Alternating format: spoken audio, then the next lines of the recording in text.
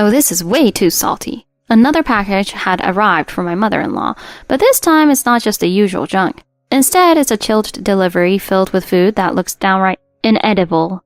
The one dark cloud over my otherwise happy life with my husband is, unfortunately, his mother. But standing in front of me now is someone who just might rescue me from all that stress. My name is Mia Rozan, and I'm 30 years old.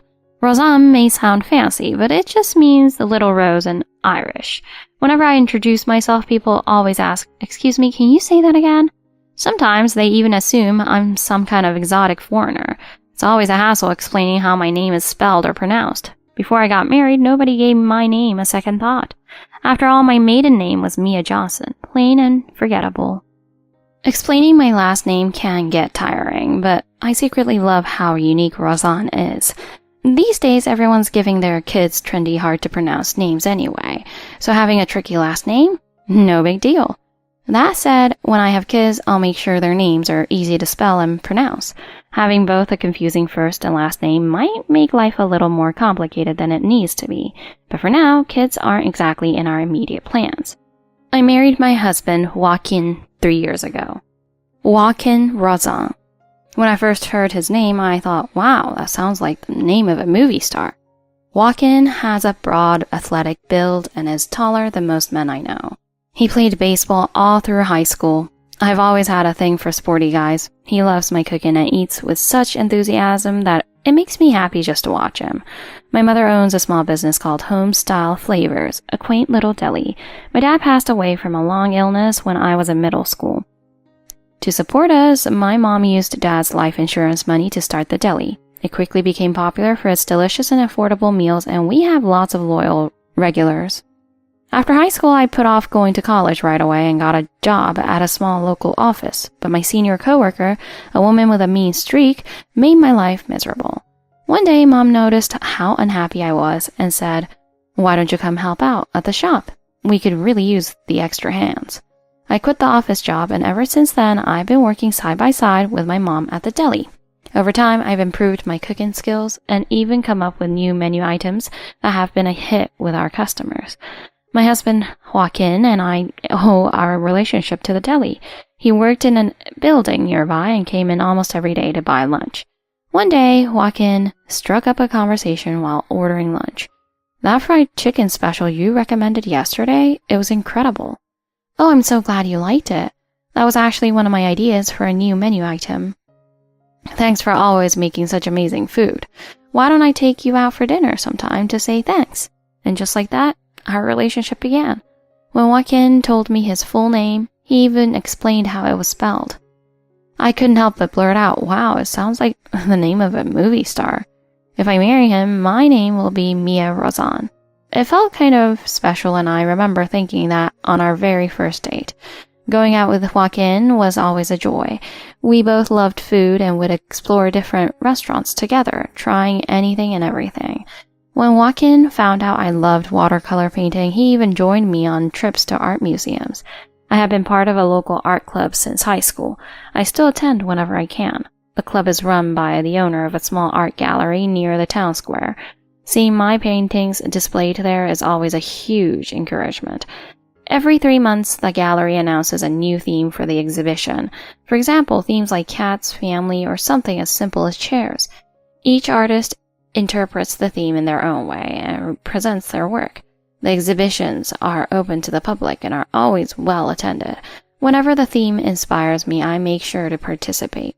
The gallery also allows us to sell our artwork, and I'll never forget the first time someone bought one of my paintings. That painting was special because the theme was lunchboxes and it felt personal. Granted, it only sold it for about $50, but still. On my days off, I used to go on day trips to sketch landscapes, but eventually Joaquin and I started taking overnight trips together. After about a year of dating, we got married. We decided to rent a small apartment that was conveniently located near Joaquin's job and my mom's deli. Before that, Joaquin had been commuting an hour each way from his parents' house, so this was a huge improvement for him. And since I had no plans to leave the deli, it felt like the perfect choice. But Joaquin's family didn't exactly approve. When we visited his parents to announce our engagement, it was clear they weren't thrilled. If Joaquin Hadn't warned me beforehand. My mom can be a little difficult, but please don't take it personally. I don't like bad-mouthing her, but I've never been close to her. I might have felt completely crushed. Don't you think you're rushing into marriage a bit too soon? You've got your whole life ahead of you. What's the rush? You could wait until you're past 30. And you said that Mia works at some deli, right? Didn't even go to college, huh? And on top of it all, she's older than you. Joaquin, you could do so much better. You know, one of my friend's daughters would be perfect for you. She graduated from a great school and she's absolutely adorable. She's only 25. Can you imagine a mother blatantly pushing other women in front of her son while his fiancée is sitting right there? Well, neither could I, until I found myself sitting in her living room. I never felt so openly dismissed in my entire life. Mom, no matter what you say, I'm marrying her. We've already decided where we're going to live. Wait, Joaquin, are you saying you're leaving this house? You're my only son. It only makes sense for you to live here with us after getting married. Linda's voice grew sharper and louder as she piled on her protests. Joaquin's father, Brian, who sat quietly beside her, chimed in gently. Now, they're still young, so let them live on their own for a few years. Young? She's not young. Linda glared at me with piercing eyes. Here we go again. Mia, right? Don't take any of this seriously. Mom would find something to criticize no matter who Joaquin brought home. She's always been hard on Joaquin's girlfriends. She just doesn't want to lose her baby boy. The one making these casual comments was Sarah, Joaquin's older sister by 2 years. Sarah, what on earth are you saying? Look, I don't want my brother and his wife living here either. They should do their own thing. Sarah seemed like someone who only cared about her own comfort. I'm really sorry about my family. On the way home, Joaquin apologized to me. Dad's too timid to stand up to Mom, and Sarah, well, she's just doing her own thing and shows no signs of ever settling down. There's no way I'm letting you live in a house like that. Honestly, I don't want to live there either. I realized that just because their family doesn't necessarily mean they get along. However, growing up in a single-parent household with my mom, I couldn't fully understand the challenges of a family like Joaquin's. We skipped the big wedding and had a small, intimate celebration with just a photo shoot and close friends. For our honeymoon, we went to the classic destination, Hawaii. Our new home was a cozy 2-bedroom apartment in a 10-year-old complex. I arranged my shifts at the deli so I could finish by 5 p.m., head home, and prepare dinner.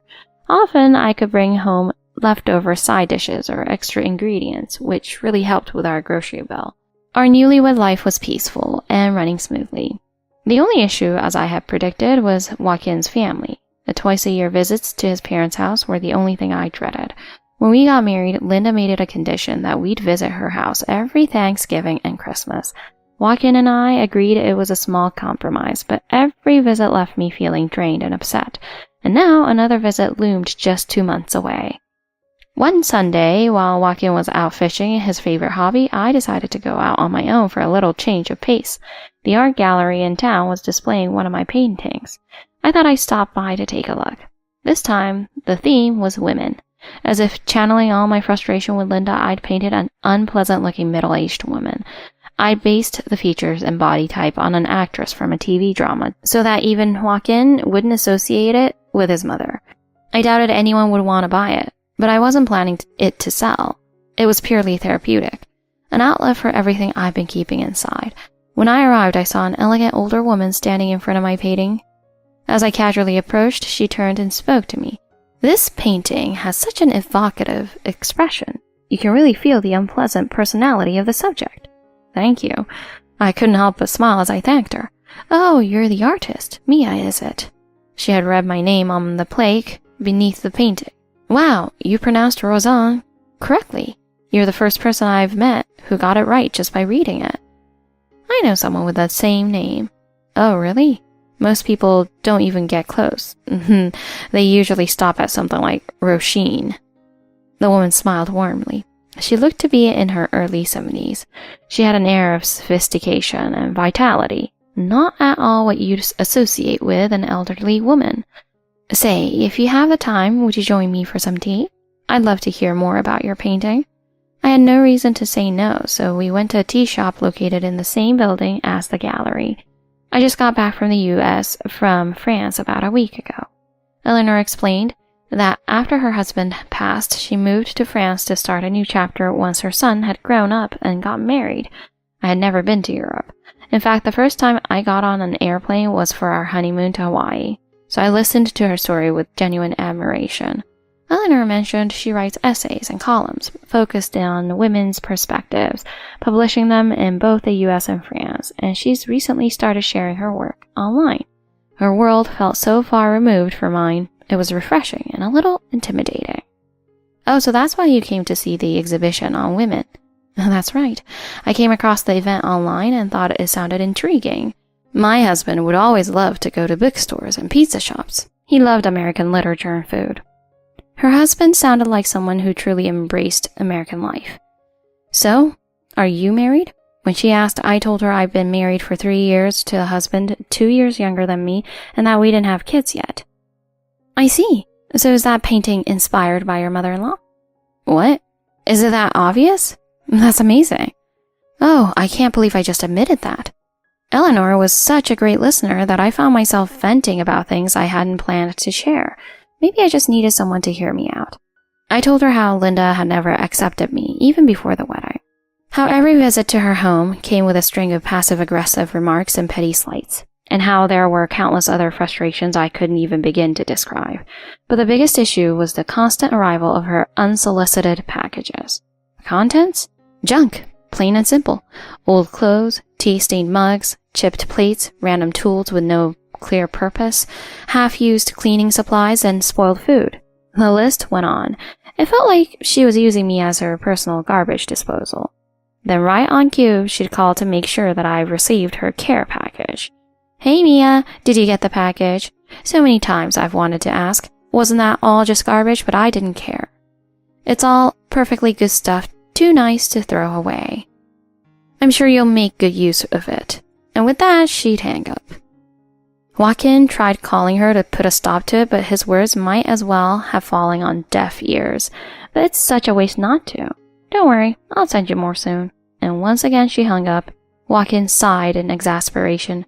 I'm so sorry. Just throw it all away if it bothers you. His words were kind, but just the act of receiving those packages felt like a constant weight on my shoulders. Even the task of sorting and disposing of the junk was a hassle. Every time a delivery truck pulled up, my stomach churned. Having to visit her every Thanksgiving and Christmas is already making me anxious. Oh, that's awful. Doesn't your father-in-law step in? He tries, but Linda is too overbearing. And his sister? She just shrugs and stays out of everything. Eleanor sighed deeply. We have similar issues in France, but people tend to be more individualistic, and in-laws rarely live together, so it's not as intense as it is here. American mothers do tend to hold on tightly to their children, especially their sons. Her words made me feel slightly less alone in my struggles. She told me she was staying at a nearby hotel, and when I mentioned working at the deli, she said that she'll stop by the next day to buy lunch. Even though the deli wasn't far, it was still a couple of bus stops away, so Eleanor had clearly made an effort to visit. This looks delicious. I've missed meals like this. She chose one of our most colorful lunchboxes, the chef's special. Her life seemed so full of little joys. If you're free, why don't you come over to my place and have dinner with me? I didn't think much before asking, but Eleanor happily accepted. I'd love to meet your husband if that's all right. And just like that, tonight's dinner plans changed and I headed home with Eleanor. Joaquin loved our deli meals so much that he often requested them for dinner, so I knew he wouldn't mind when I called him about our guest. While waiting for Joaquin to get home, Eleanor and I sipped tea and chatted when the doorbell rang. It was another package, perfectly timed as usual, to arrive as soon as I got home. And of course, it had to arrive just when I was having such a nice moment. This time, it was a chilled delivery box, which gave me an especially bad feeling. Inside were bruised fruits and a few Tupperware containers filled with questionable-looking food. Ah, so this is the infamous delivery you told me about. Yes, it's the first time she's used a cooler box, though. Let's try a little, shall we? Eleanor, with a curious and almost playful look, opened one of the containers, but that curiosity quickly turned into regret. Oh my goodness! This is so salty. And this one smells fishy. This one doesn't look fully cooked. You shouldn't eat this. It probably wasn't deliberate, but it still hurt me deeply. Cooking is my passion and I take so much pride in it. Seeing good ingredients wasted on inedible food stirred a mix of anger and sadness inside me, and I found myself tearing up. Eleanor comforted me, and as I distracted myself by making some tomato soup to go with our dinner, Joaquin came home. "I'm home." When I introduced him to Eleanor, she immediately gave him a warm hug. "So, you're Joaquin, Mia's husband. It's a pleasure to meet you." Her time living abroad clearly made her comfortable with gestures like that, and I admired her confidence. "Wait, did I mention my husband's name to you before?" Both Joaquin and I stared at her, stunned, as Eleanor revealed something shocking. That evening, Eleanor sat down with us and shared her story. To our complete shock, she revealed that she was Joaquin's grandmother. "Wait, my grandmother?" Joaquin, meeting his grandmother for the first time, was even more stunned than I was. "That's right. I'm Eleanor Pendleton, formerly Rozan, and I'm your father's mother. I've wanted to meet you for years, but certain circumstances just didn't allow it." Eleanor explained that she had left the family and moved to France when Joaquin was just a baby. "At the time, your mother and we didn't get along at all. I felt like my presence in the house was tearing the family apart. I thought leaving was the only way to save everyone." As she recounted those days, Eleanor's voice wavered and her eyes glistened with tears. "Your father sent me pictures of you and your sister as you grew up. I cherished every single one of them, but every time I tried to visit, Linda refused to let me see you." "Mom actually did that?" "Yes. She never saw me as part of the family." Joaquin sat quietly, likely realizing for the first time that he'd need to confront some hard truths about his mother. Eleanor explained that she had stumbled upon the gallery and immediately recognized the name Mia Rozan on the plaque under my painting. Rozan was so unique that she couldn't ignore the possibility it might belong to her grandson's wife. "I'm so glad I decided to ask. Otherwise, I might have never met you two." Listening to her story, we both felt a deep sense of gratitude for Eleanor's persistence. But at the same time, a growing anxiety settled over us about what would happen the next time we visited Joaquin's parents. Soon enough, the day of our year-end visit arrived. Joaquin's work ended on December 28th, but Linda had insisted he come to the 29th to help with her annual cleaning. Since the deli stayed open until the 30th, we always opted to visit on New Year's Eve and return home by the afternoon of New Year's Day. When we arrived at Joaquin's parents' house, something seemed different. The usually cluttered house had been tidied up, and Linda was in the kitchen preparing a steak dinner. Normally, Linda relied on store-bought deli food or takeout pizza for New Year's, but this year felt different.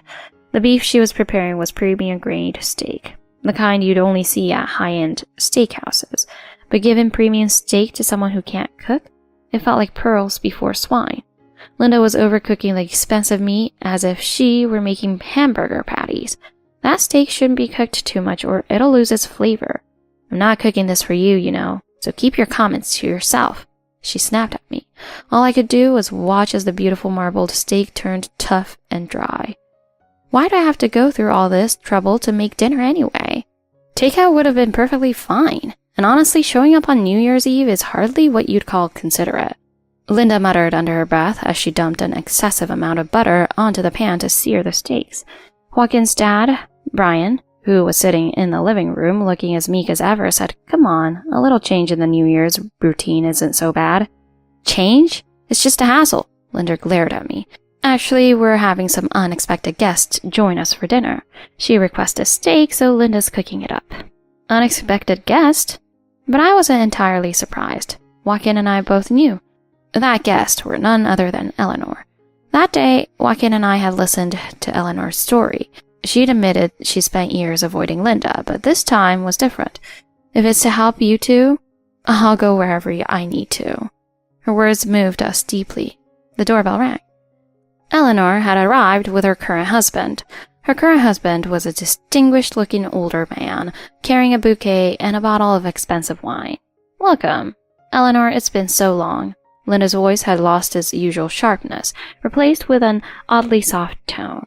It was clear Linda had changed her tune after learning Eleanor's husband was a wealthy businessman. "It's been a long time, Linda." Eleanor's presence commanded the entire room. The dining room had a small 4-seater table with 2 hasty chairs pushed up to it.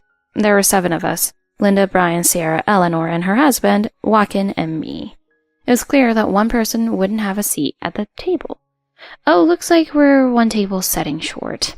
Mia, there's a small side table over there. Why don't you sit there? All right, let's enjoy this dinner as a family. Linda's tone was laced with her usual passive aggressiveness. This was typical Linda. Joaquin didn't hesitate to speak up. If that's the case, I'll sit with Mia over there. He moved to the small side table and sat next to me, his expression tinged with frustration. Oh, don't make it look like I'm excluding her. But that was exactly what she was doing. Linda brought over a large plate of sliced steak for Joaquin and set it on our table. She didn't serve me anything. Since Linda hadn't even bothered to set a plate for me, I got up to grab one from the kitchen. Oh my, looks like Mia doesn't have a plate. Eleanor's tone was gentle, but her comment instantly changed the atmosphere in the room. It's fine, really. I'm used to it by now. I said it quietly, but Linda's sharp ears picked up on it right away. Now, Mia, don't go accusing me of silly lies. I was just making sure everything was ready for my son, that's all. Every time Linda said for my son, Joaquin's expression darkened. Is that so? Well, Linda, I'm certainly amazed by your hosting skills. Eleanor smiled as she said it, but there was an unmistakable edge to her words. Mia has told me so much about you, but I had no idea you were so thoughtful. Linda's face froze at Eleanor's thinly veiled sarcasm. But oh dear, it seems this wonderful steak has been overcooked a bit. Linda, unaccustomed to anyone criticizing her cooking, was clearly struggling to hide her irritation. Not at all. This is just how I like to cook it. Eleanor ignored Linda's excuse and continued with a casual air. Tell me, Linda, have you told your son about the packages you've been sending to Mia? The room fell deathly silent. Mom, you're still doing that? Those were just things too good to throw away. I thought they might find some use for them. Oh, but it seems you've been making Mia go through quite a bit of effort because of them. Linda's face grew paler by the second. Linda opened her mouth to respond, but Eleanor wasn't done yet.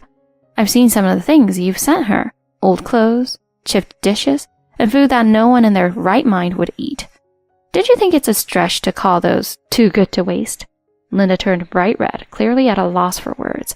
Mom, have you really been sending her that kind of stuff and making her deal with it? Joaquin's voice carried both anger and disappointment. Well, we're family. Sharing what we have is normal, isn't it? I just thought it was better for her to use it than to throw it away. Joaquin fell silent at her weak attempt to justify herself. Well, then maybe it's time we shared something as well. At Eleanor's words, the room fell quiet again.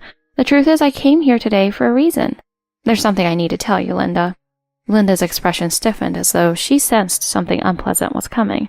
When I left this house all those years ago, I didn't expect much from you. But I did trust you to take care of my son and this family. But after hearing everything you've done to this family, I was appalled. Eleanor's tone was calm, but her words cut like a knife. What are you implying, Eleanor? It's clear when you look at this house, the neglect, the way you behave. You've done nothing to unite this family. Instead, you've torn it apart. Linda's lips quivered, and it was clear she had no rebuttal. I'm going to fix things from now on, and I won't be needing your cooperation to do it. Linda's eyes widened in shock. What do you mean? My husband and I are buying this house and property. We'll make sure you have the means to start a new life elsewhere. Linda sat frozen for a moment before raising her voice in protest. What? You're kicking me out? It's not about kicking you out, it's for your own good. It's so you'll no longer be a burden to this family. Linda was speechless, standing frozen in place. Brian lowered his head slightly and nodded in agreement. Grandma, are you serious? Of course. It's my role to protect this family. Her words resonated with everyone in the room. After Eleanor finished speaking, Linda suddenly let out a sharp, bitter laugh. You think you can just waltz in here and take over? This house belongs to me. I'm not going anywhere. I have rights, you know. You're right. You do have rights. Eleanor's tone was calm, but her expression was icy. That's why I'll be acquiring this house and property through all the proper legal channels. No amount of resistance on your part will change the outcome. Linda's face turned ghostly pale. My mother's right. You've done enough damage. Brian spoke quietly, his eyes fixed on Linda. You too? You're going to take her side too? I've turned a blind eye for decades, but I've had enough. You don't realize how much we've all endured because of you. Brian's words visibly shook Linda, and her voice trembled. That's not true. Everything I've done has been for this family. For the family? Mom, are you seriously saying that? Sarah suddenly chimed in, barely able to hold back a laugh. The only person you've ever cared about is yourself. Dad and I have known that all along. Sarah's words hit Linda like a bullet to the chest. Sarah, not you too. Linda, this house is not your castle. What you've built here is a wall of division, fueled by control and selfishness. Linda tried to stammer out a response, but no one in the room came to her defense. Then Linda's expression twisted into one of desperate anger. Fine, I'll leave, but I want a huge payout for all this. Of course. I've already prepared an appropriate sum for you. Eleanor dismissed Linda's bravado with composure. When Linda opened the envelope Eleanor handed her, she went pale. Inside was a modest check and a set of meticulously prepared divorce papers. What kind of joke is this? It's no joke. This is all you're entitled to. We have detailed records of how much you've squandered while managing the household finances. I knew you were dipping into the savings, Linda, but it ends now. Linda clutched the check in her trembling hands. I can't believe this. I didn't spend all these years supporting this family just to be treated like this. No, Linda. You never supported this family. The only thing you ever supported was your own pride. Consumed by rage and humiliation, Linda stormed out of the living room without another word. After Linda stormed out, the living room was blanketed in silence. No one spoke immediately. It felt as though ears' attention had been released all at once. Well then, I guess this is where the real beginning starts. Eleanor said this with a calm, confident smile. Mom, thank you. Truly. Brian held Eleanor's hand in both of his voice filled with sincerity. No need to thank me yet. You have a new life ahead of you, too. In the weeks that followed, Brian finalized the divorce, officially closing the chapter of his long and troubled marriage to Linda. Linda moved into a modest apartment far removed from her previous life of control and entitlement. Initially, she sought sympathy from acquaintances, but her manipulative nature soon alienated even them. As for Brian, he seemed to come alive after the divorce. He began spending a lot of time with Eleanor and her husband, going on weekend trips together and rediscovering his love of life. Sarah, meanwhile, landed a job in the art world through Eleanor's connections and relocated to New York to start a new chapter. As for Joaquin and me, our lives changed drastically as well. Eleanor insisted on helping us with a down payment for a new condo, and we couldn't refuse her generosity. This is my way of making amends. Please don't think twice about it. The new condo was in the perfect location, close to both Joaquin's workplace and the deli where I worked.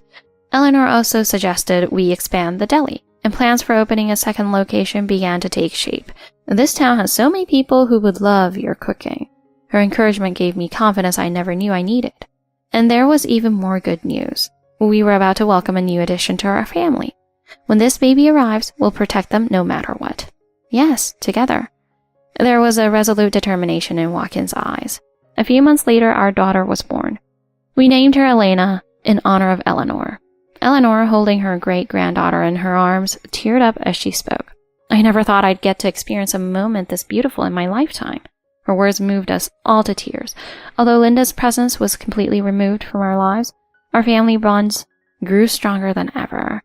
With gratitude for the peace and connection Eleanor had brought into our lives, we stepped forward into our new future.